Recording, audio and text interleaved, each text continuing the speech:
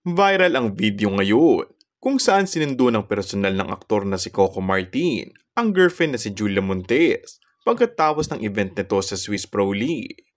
Ang Swiss Pro League ay ang naturang produkto na kauna-unahang business venture ni Julia. Nangyari ang pagpapakilala kay Julia bilang isang ganap na entrepreneur noong Sabado sa Manila House Bonifacio Global Taguig City.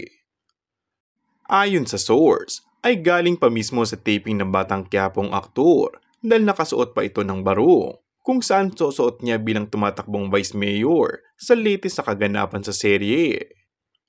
Marami ang kinilig dahil nga kahit sobrang busy ni Coco ay hindi niya pwedeng pinapalampas ang mga ganitong moments upang suportahan ang aktres.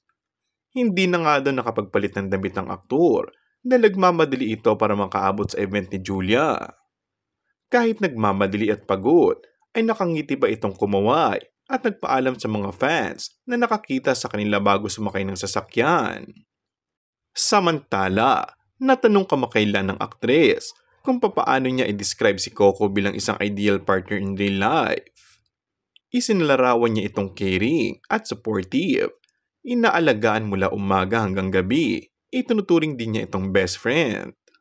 Kaya say ng mga netizens, ay kitang-kita naman daw sa mga kilos nito kung paano mahalin at alagaan si Julia.